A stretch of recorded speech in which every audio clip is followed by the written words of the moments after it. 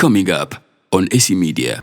Oyina mutwanga mufo kyokwettera mu kaveera leetera mu kikuti anga kibibi kibinnyo nnyo balemena kutegeera sina kindire kabulesi sente bambi ava mu kyalo kyanga abantu kati bateeka ebikomera ku mayumba asobola okubeera nga nnyumba teriko kikomera omanyi kitegeeza webale nnyo nti tetulina kwenyumyako nnyo people bad ofuna very bad n'ebirungi babaffe bemutukolera mulekera obise nnyo mubakwano baffe mbubakola surprise bumunage I want to surprise Matilda what do you think omuwala agenda kuloga omusajja agenda kupangira abatemu okitegeera our men are so naive they need to be told nabeerawo maybe nabinkolera kyokka ate nabeerawo wetufunamu obuzibu agenda wa mukwano gwange nomugamba are you normal abawala gye baviira okubba babba bannaabwe abeera nagamba gwe abakazi osaga nabo addeyo nagamba banne you know what We inspire. Nze nina abakwano bange nze zijjuke nabeeranga mu ssomero nze mama wange agala nnyo omufukamirira nga nina mukwano gwe nga yali munyankole ngawabe tebafukamira ne mugamba nkubuulire nze bannange mama wange agala okufukamira ffe tuli baganda kuvidi mama wange wabazze wano oyina okufukamira do you know why because mama wange ddumu twali mu holiday nagenda nagamba bannange mulina bana batamanyi kufukamira oba kitegera bungi because my mom doesn't know that culture yamanyi omwana yena ayina ofukamirira ani muzadde we okitegeera but because the girl was really my friend actually si muzadde we naye omuntu omukulu kati because the girl bambi she was my friend era oyo omwana ku video ezaddako ng'afukamirira bazadde bange yadde wabe tebakola ki tebafukamira oba mufuna bulungi mama yagamba nze saagala abakwano bokujja n'okweyogeza nzungu enzungu zikomeye wamwe gye mutambulira gye musomera era mbambaganze banne mama wange tagala ddala abantu bamwogererako nzunguzungu bw'otuuka mu feesi ya mama wange tulina kudda mu Luganda okitegeera so if bw'oba okola buno obuntu nti obulaba nga bakwano bo babwembracinga abange oba otandika ofuna signs okay these are really my friends atali mukwano gwe agenda agamba wabula Matilda amanyiira nze sijja gendayo eyo mama Matilda tayagala boogera luzungu twala boogera Oluganda you get what I mean tatumanyira nnyate kati bw'ofuna omuntu bw'ati nze waffe okimanyi Matilda waffe tetufukamira lwakyo nfukamira mama wange n'owange simufukamira ng'oyo omanya nno temugenda kusobolegana okitegeera so ng'oyo omanya si mukwano gwo oba okiraba nti mukwano gwange we naamuyita ne mugamba we are going to my parents ne oba tomugambye nti yambala boti ayimanyi abazadde engeri gye babambaliramu okitegeera nti mukwano gwange ono ayina obba n'emmizi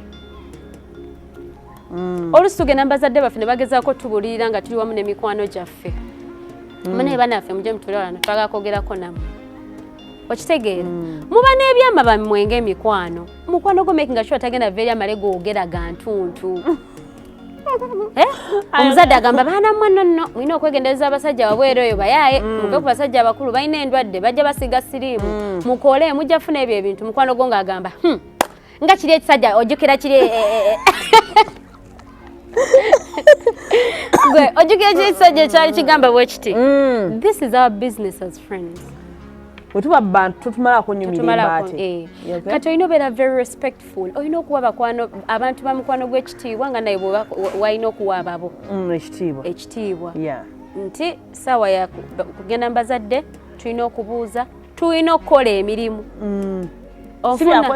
si byakwetulako olw'okuba gwe wamwe temukola mirimu bw'ojja ewaffe olina okumanya ba Matilda bakola ki emirimu bwe batuzuukusa ku 12 mwenna lufaaya tekubaako bagenyi ffe mama waffe waffe abatugamba ze ewange sirinaawo bagenyi ewange tewaba bagenyi okitegeera bw'oba omanyi togenda bisobola nga ne Matilda newangamba bamwe bakola nja kujja ekyapatenge etandise sijja kusulayo bw'oba omanyi ebyokusula mulina okukeera mutegekera abagenyi mulina okukeera mutegekera ngenda kwetala kati fe abakulidde in traditional homes tebagenda baleetera bachef kubafumbira oluusi if it's Christmas, you have to get up and cook. Hey, I think we're like, tuli mukwogera ku friends. Yes.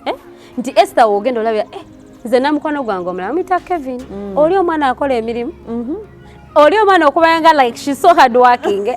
even my friends omenga oganti emikwano gye nasanga ewammwe nga bazedda bavaawo batenda bagabane oliko oli omukwano gwo Matilda omwana nga ali hadwa twabadde wano omwana neyeetala abazedde ne bagenda nga bamuwaana omwana ng'omwana yakoze omwana yakamula juice nava ku juice ategeza amagirasi avudde ku magirasi bwe babuuza seekana kati najja nga adduka okitegeera so tugezeeko obeera gye emikwano nga bwe tugenda mu mikwano gy'abazadde baffe muzadde waakubuuza n'okubuuza lwaki wava ku Esther tobeera ogwo omukwano omuzadde gwagenda okugamba oyo Esther tomwetaaga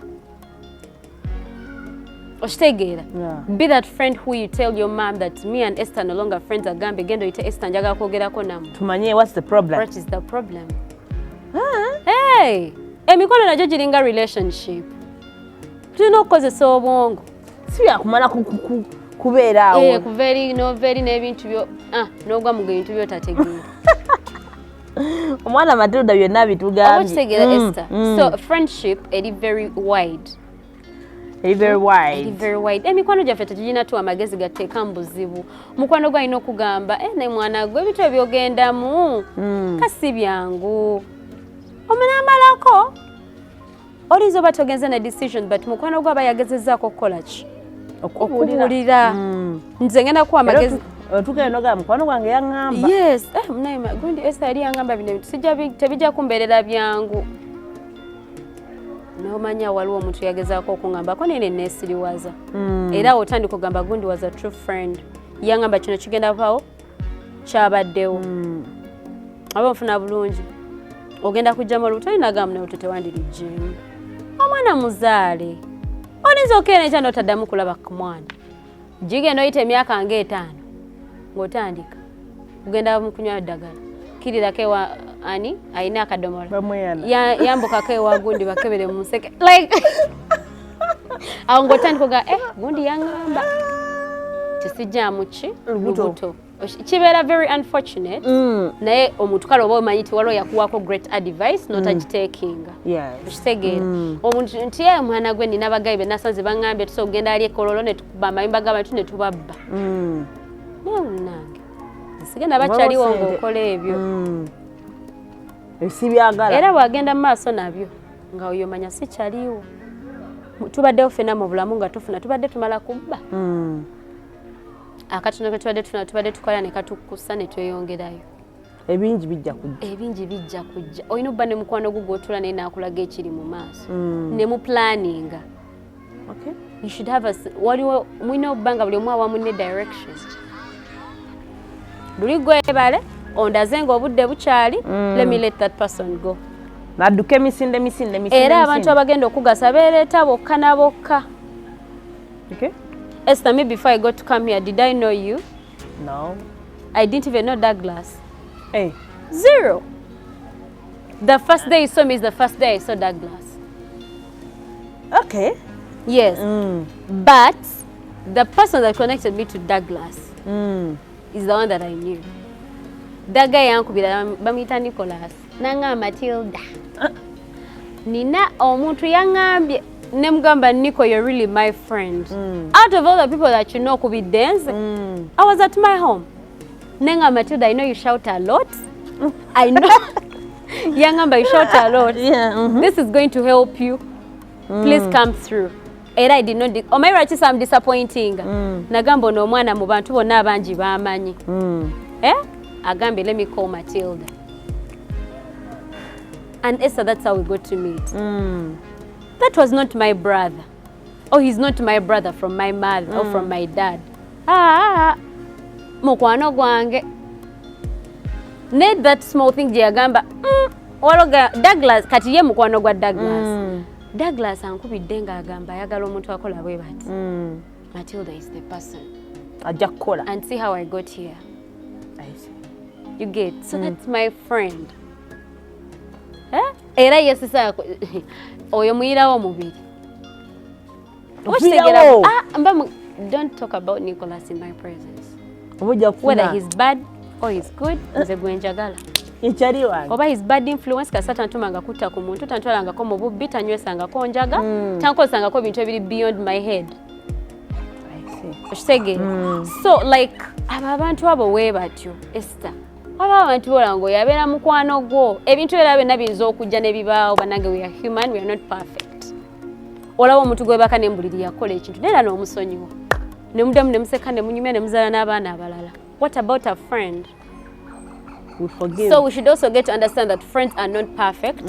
Friends are not gods that agenda nam yeyamunsiiga byonna obyogedde. Let people be there nga balina kye batakumanyiiko. Kabe mukwano gwo. Because you know ate ekyembi abantu abasinga tubalabye nga bawukana benyini bye bamugamba byakozesa okukwatakinga at the end of it all. That the weak points of our lives that we share with our friends are the same things that they used to go against us. The moment you get and share all your weaknesses to somebody, aba kumaze. Obeera ngo omuntu alina kakumanyiiko. Kakumanyiiko ng'agamba omuntu ono. As attachments, omuntu akunyigana okugamba naye ati wennaayawukana naye ajja kwogera. Otandika feelinga guilt. Ogaha. Naye naayawukana naye tabyogere. Bwe tunaayomba. Tabyogere. Ajja kwogera ebintu byange nga weekakako omuntu gw'okooye. Gwe weetamiddwa. You want to move away from them. But because you share these very sacred things. Abaana b'omusajja we nobola abagundi ne gundi. Si babe. Ye nalowooza babe. Bw'omufunamu olukubagano luti. Ye olukubagano lwaki? Bawo olusaaki ku byafuusa ow'amaanyi bye baali batasuubira. Balaba ku Range Rover gazze ebintu ebikizimbe akuzimbidde omukyala wange omulungi akuwaanya. Oyo no goyita mukyala wo mumanyi nnyo. Abo abaana bataano kimanyi okakasa bali abasooka abasatu si babo. Akuyiye. Emikono gifuna obujja. Esther.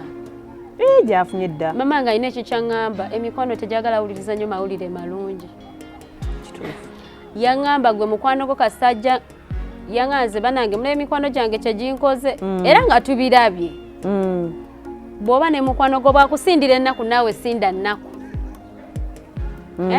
Like waliwo kino ekintu bakwano baffe kye batera obba nakyo. Mwana gwe nze kyola ndi muzibu we buti nga naye banange tugenda kukola tutya. Ebintu nga bizibu. Toga mneze mnange mukama yannyamba. Buli kimu kitambula bulungi. Nse buli kimu. Obuzeera oleeta omutima omulogo mu muntu.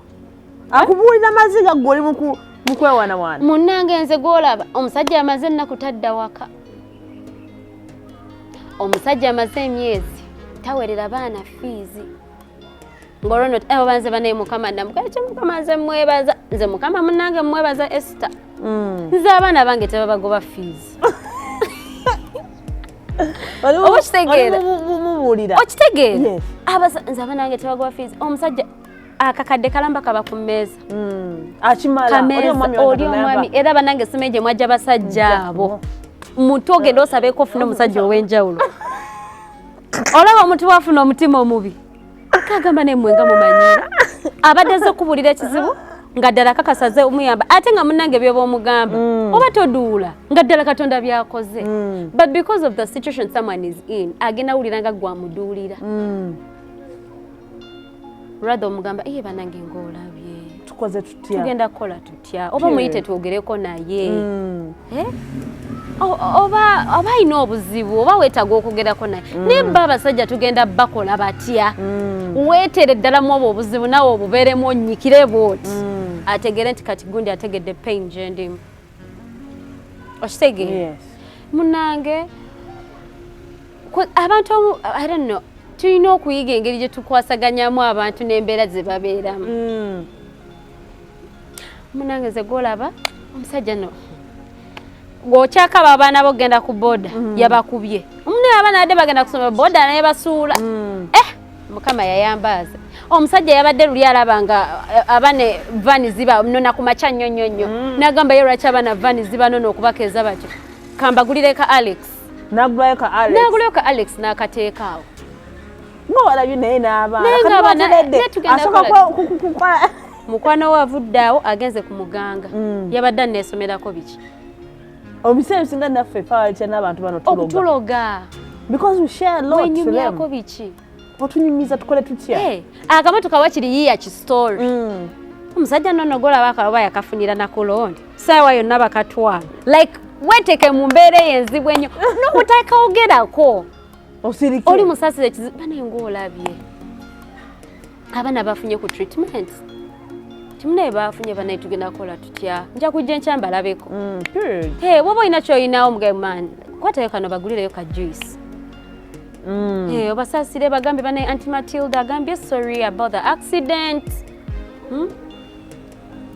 oba nfuna bulungi ebintu ebanange Esther banaye twereetera abantu otulo oganga tetutegedde bali abaana bakoloze edda bino byowooza banange fake friends that person bewitched me yava ku kyokuloga kweyogerako nnyo kwesoma segolaba nze n'omusajja wange yakola bwati nze nno yansubiza embaga emikwano mibi embaga kale ekiiso yesoma nno biki kigambe bwe tuwulira nga embaga bagiganye omugole n'atalabikako bakutambulidde ogenda okudda omusajja nange omugole teyalabikako tusonyiwe naye oluusi ebintu ebyo tufa tubyereetera okitegeera atunyumiza tubeere nga lugamba atunyumiza oli gw'onyumiza oluusi abadde n'ebizibu na musajja we okumala ebbanga naye gwe so bagenda kukwasa bagenda kukwanjula kibanga kati antubaga toyogera bintu by'omwana wange balabako kati bamanyi kye baafuna kati era gamba tonyumya bintu byo ate abazadde baffe abakyala batugamba nnyo tuli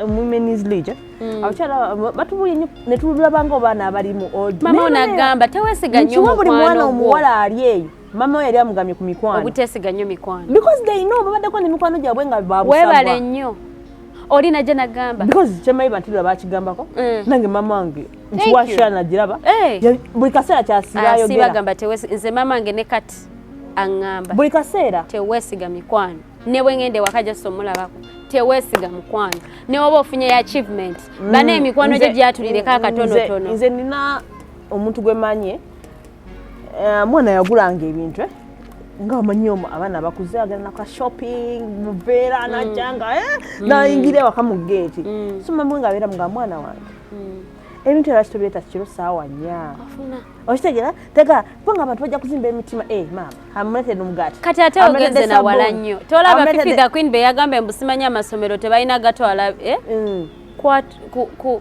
simanyi oba sigenda kugamba mbino yakyogedde out of that rage naye I'm just giving it as an example nti bw'okola ebintu ebirungi ennyo emisana tu abantu bakitwala bulala they don't see it in the angle that you're bringing it in olina abayo n'agamba balina n'obiwera mu masomero kwegamba abazadde balekerawo bikola lwaki abaana babala bagenda wulira bubi mu mitima ebyo bamama baffe batugamba tolaga nnyo don't overexpose your achievements olina mutukanga mufo kyokweetera mu kaveera leetera mu kikutiya nga kibi nnyo nnyo baleme nakutegeera sinakindireka bulesi ssente bambi ava mu kyalo kibanga abantu kati bateeka ebikomera ku mayumba asobola okubeera nga nnyumba teriko kikomera omanyi kikitegeeza weebale nnyo nti tetulina kwenyumyako nnyo people bad ofuna very bad n'ebirungi babaffe bemutukolera mulekera obiisa ennyo mubakwano baffe mbubakola surprise bumunage I want to surprise Matilda what do you think omuwala agenda kuloga omusajja agenda kupangira abatemu okitegeera our men are so naive they need to be told nabeerawo amanyi byonna abinkolera kyokka ate nabeerawo wetufunamu obuzibu agenda mukwano gwange nomugamba are you normal abawala gye baviira okubba babba bannaabwe abeera nagamba gwabakazi osaga nabo addeyo nagamba banne you know what naye banaye naye tali serious kyokka akantu akatono bwe katyo kekamunyiziza naye ojayi tekasaba munyiza naye byonna ali mu kupanga lukwe badde yanze bba wange woba olaba gundi eno nze mikwano gyange mukwano ku musajja ebambuzi ndala nze mukwano gwange nange akimanyi omuntu yenna nga ali mu bulamu bwange akimanyi Matilda ku bbaawe eyo emboozi tebeera y'emu oba kitegeera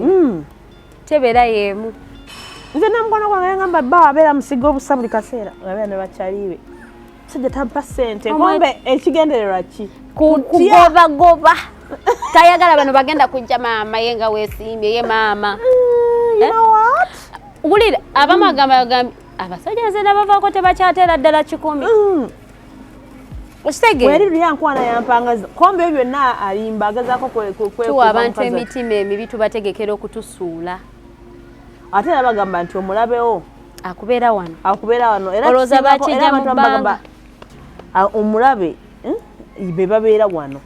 Your enemies are too close to you. Kibangwira nnyo ku destroying. Olaba abantu bano be bakuba mu media biki byonna okulanga okwetolola bwoti ng'omuntu yenna byonna byamwogeddeko byonna bimusudde. Friends, giving people so much trust ne tuba bikulira ne tweyambula obwerere bwaffe bonna n'obuwa omuntu. Oyina otuka n'okuyita mukwano gwo jangu mu kisenge. In my bedroom. Nze abantu otayingira mu kisenge kyange toyingiramu. Abawala nze balaba no ku social media nga batijjatijjaga ntuntu. Tebajja mikolo waabwe. Olejaga abakimu mubyogerako ne just ne zino parties ze tukola nga twagala oyita bakwano baffe tuzijje mu maka gaffe. Olaba ekintu ekyo Esther. Jukira when you're inviting friends invite their friends also. Oya abantu abazunga n'abazunga oyina amaka manene nnyo bulungi nnyo. Abantu badenga bakulabe mu kubo ne bakunyooma.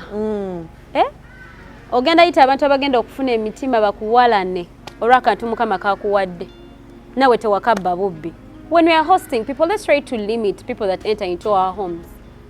Leka emikolo gy'emikwano gibeeyo ku Satellite Hotel Taxi. Yes, come to Satellite Hotel. Tegeka pateyo wano bagenda kwaniza space weri. Genda in places that are not inside your house. Leka abantu beebuuzeeko obeera otya ne bbaawo. Mu maka gammwe muba mutya. Oba ofuna bulungi. Let people be there nga there is something they don't know about you. Oba kitegeera. Emikolo gy'ewaka tugiveeko. Omuntu ajja amanye kateni ne zofaanana mu nnyumba. Abantu tobayaga bulijjo amanye nno omuwala wa bbeeyi. Naye mama kakapeti ke kammazeemu amaanyi. Oli gwe mulaba nnaaswanga kapa. Webale nnyo. Bantu nga boogera. Mama bulijjo amanye abo ba bbeeyi. Sebe ennyumba yaabwe ya one bedroom. Kyuka bale no bakwata za iPhone. Kati goguloti iPhone. Kati goguloti iPhone.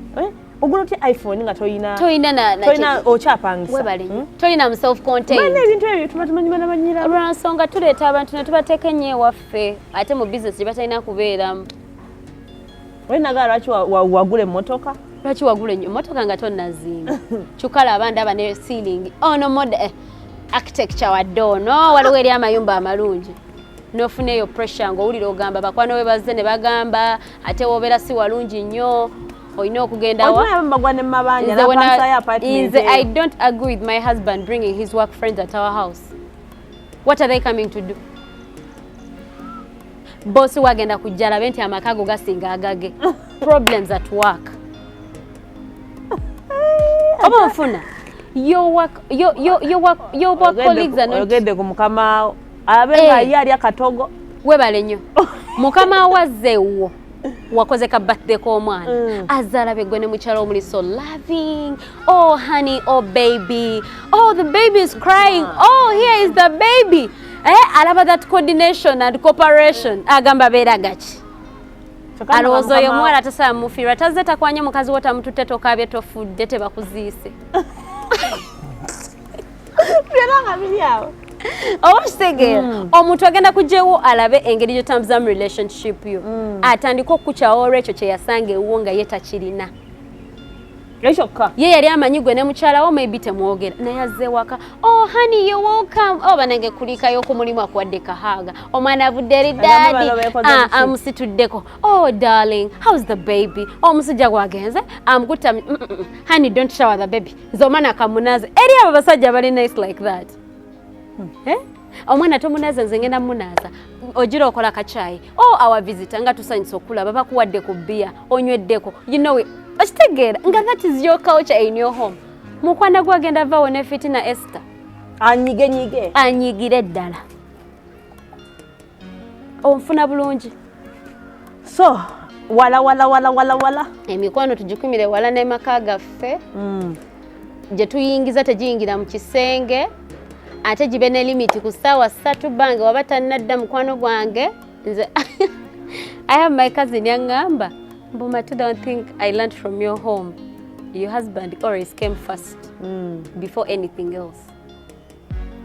But tuba tugenda kulya mmere gwe tusooka okusavinga.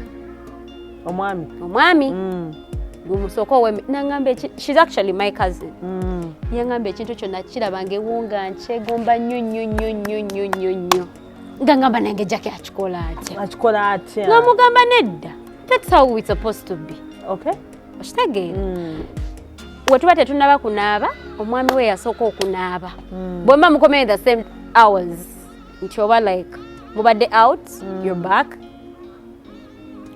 omukulu asooka nasharinga oba nfuna bulungi bw'amaliriza mwe mwisobola okuddako eva yenga yakulembera kati imagine you bring someone in your home that's not like no that was my cousin ye yangamba akyegomba kati obayo omuntu yenga tagenda kiraba bwatyo tagenda kiraba bwatyo yagenda kiraba bulala so abantu fena tulina okubeera nga tuli very careful with what is ours at that time nti omusajja wo wabeerawo ayina obeera musajja wo bw'abeera mukazi wo ayina obeera mukazi wo bw'obeera musajja tokkiriza mikwano gwo kweyogereza ku mukyala wo alinga n'abagereka munyumya nakine mukyala wange otuma otya mukyala kyotuma mukyala wange olw'okubanga mwajja ku mukolo bagamba nti bayina ekyo mukyala waffe si mukyala waffe baaba. That's how they say. It's not that. Ebintu abantu balina obijja kyobanga owulira nnyo bino omusajja byayimba simanya yali mukwano gwange mu kisenge kyange ebiki olulimba lweyo gayi yani kitkai agenda kubeera yeno mu kikadde kati nno kankunyumiza emikwano gy'ennaku zino mirala nnyo oluusi mikwano gya bbawo gimusinga ddala obulungi ne ssente osembereza ki mukyala wo kyomuteeka mu kkeme which is very honest. She loves me. Let me tell you kyaliwo agenda kudda ku mukyala wo yeekole buli kimu kyayagala ate mu nnyumba ajja kujja ewuwo nga bakyala we tewali alaba mukyala we ayifumba kamere yanoonya dde omufumbi tamulaba ajje alongoose waka nze nkugambya nti okuleeta abantu ewaka azze waka alaba mukyala we akeera akutegekera ka breakfast n'akufumbira honey are you well olina ekirala kyeweetaaga no okay ng'alaba omukyala akufaako nnyo nga naye bulijjo anoonya omukyala bw'atyo kyokka ggwe talina nnyo obulungi kasente weeya oluusi gw'okubeera n'abawolayo ne kuza renti ng'agamba naye kyana ky'abandi kino kikiri mwene ennaku ate n'abakazi bantu naffe twegomba okukemebwa kubeerawo ate n'ebirungi tubyegomba ate tuba tubyagala kati Peter bw'anajja n'agamba n'awayiriza bbawo oguntu oyo no kyaliwo bawo tubeera eri abeera mu bawala kati alina n'omuwala entinda ng'onyiiga obusibi ogenze eddakiika ezo kyaliwo ng'ali ku mukyala we agenda mu kubambaga oba nfuna bulungi naye oba tamukubye embaga nti amuyinamu omwana gamba mbu yawasa mukwano gwange alina olubuto lwe yawasa mukwano gwange yeyamuwasa yava mu maka g'oli yasala busazi lwaki kati oba okyagendayo mu maka ago ate ng'ogendayo kola ki ngamba gwe ng'omusajja oli wawasa yali mukazi oba okyagendayo ogwo guba gwafa that is beyond repair nze manya that is beyond repair omukwano guba gufudde guba gwonoonese tetuzze ebyo by the way nange nayinako guy wange I'm sorry to say so nga kyali wange tuteeka ka vacation going out tutegese ka vacation k'abantu bameka babiri so mukwano gwe ate nga yalina otuvuga otwala ku vacation nebbanga lyetujja okumala nga ne mukwano gwe gyali naye nga ye mukwano gwe talinaayo ki omukwano gwe oyo talinaayo twagenze basatu tuli eyo tweraga omukwano tuli ku vacation nga mukwano gwe abeera awo tubeera ku mmeeza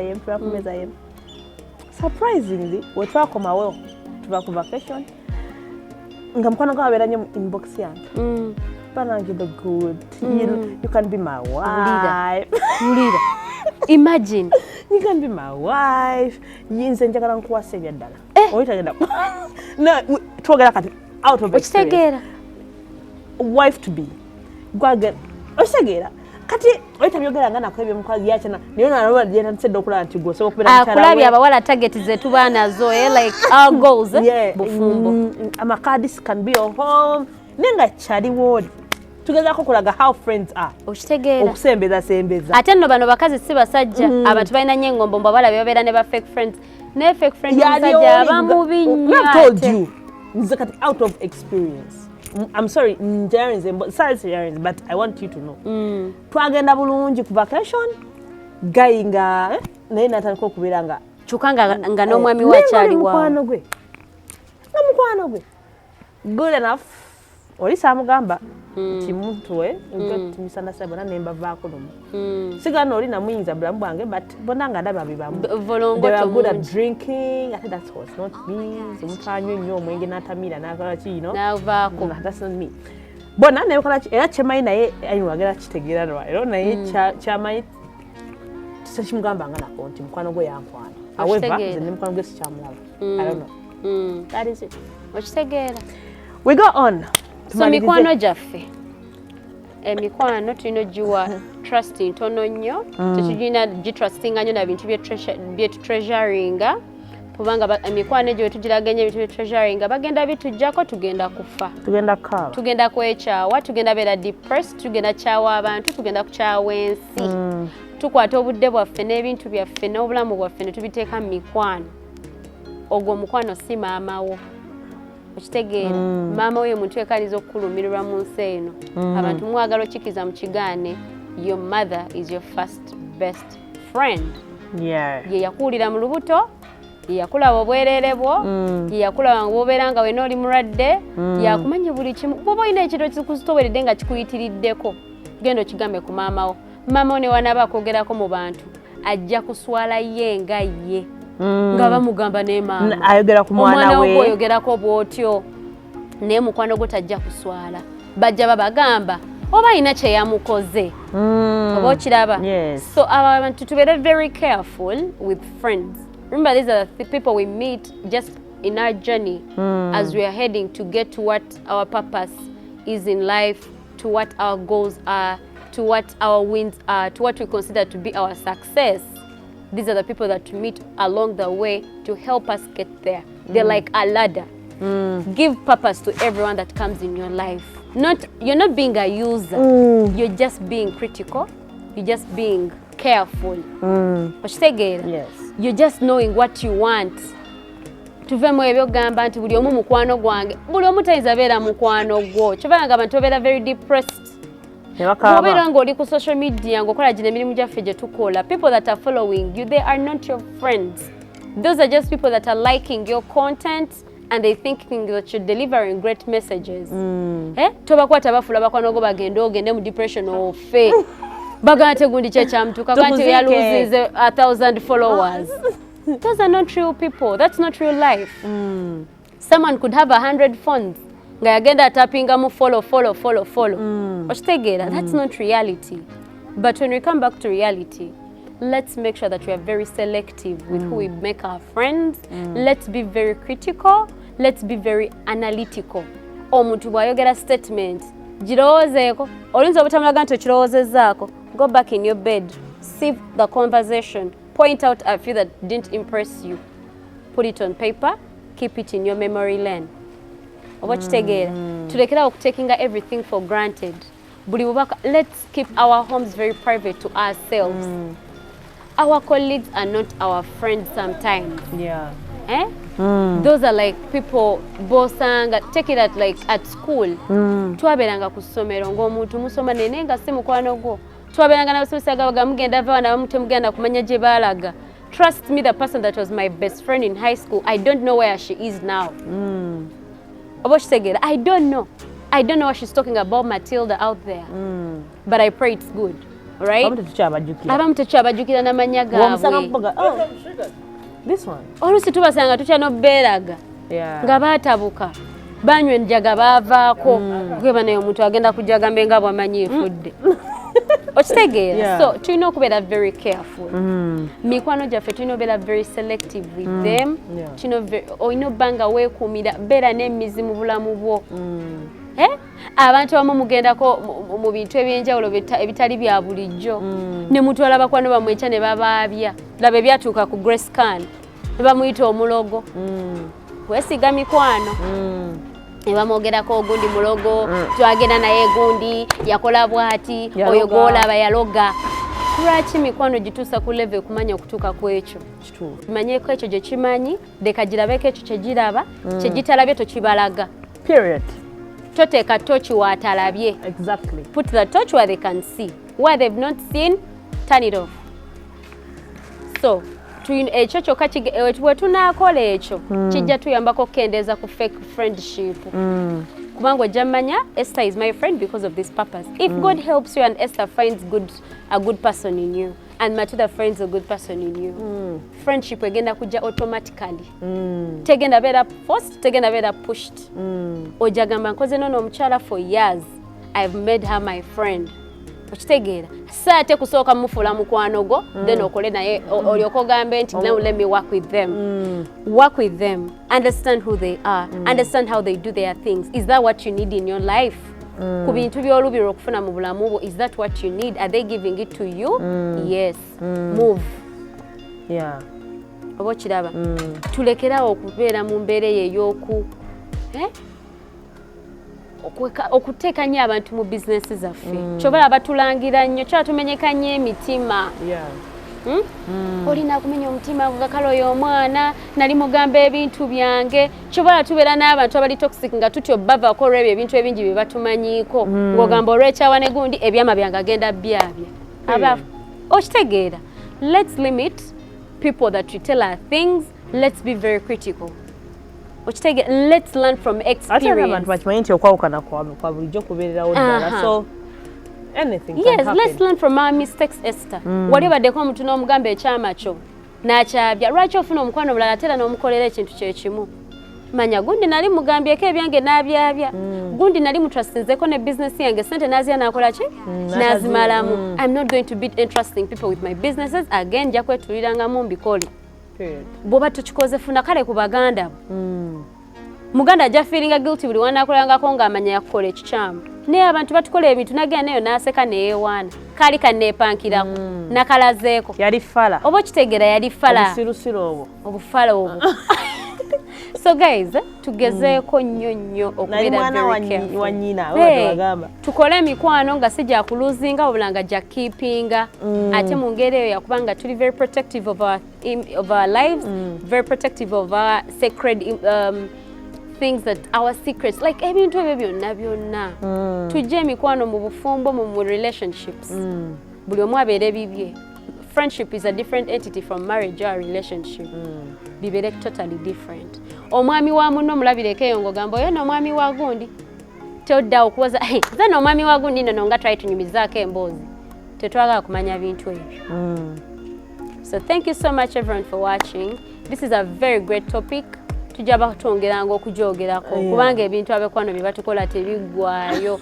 abantu nawe obanga oyindi eyo ng'olina akantu ke wayitamu also sharing down below in the comments yes we have to heal girls we have to heal ate abawala tukole nnyo okulaba nti twongera ku bannaffe than okubasuula okubateeka wansi kyekiviiriddeko abantu okugamba fake friends nti obeera ne munongoloza akwagalaza later on no realizing n'omuntu actually tanjagaliza so let's try so hard to see that when we're in people's lives even when we leave them they're going to miss us nti oli omuntu afiringe guilty okuba nti takyali mukwano gwageba naye nga gundi yali ampisa bulungi okitegeera Esther nti that's how it's supposed to be wadde kizibu tugezeeko Yes, Madam Matilda, thank you so much for the women is league. Bachala kontiko, bachala kweyagaliza, bachala kwesitula, bachala genda maaso. When we talk about women, you know what we are talking about. Yourself. Omukyala yenali yeyo. Okitegeera. However, n'abasajja mwana show musobola okugenda kubanga sibi batwaboka. Musobola okujjamu. Onojjamu oba n'olaba n'oweerezako mutowo oba n'oweerezako mukyalawo, you know? Yes, you know? Twagala tubenga tukyusa society. Naye nga mbadde Essie wano ku Talk with S Media Uganda tubagala nnyo mwebale comments zammwe mu commentinga awo wansi bingi bikyajja we love you so much bye bye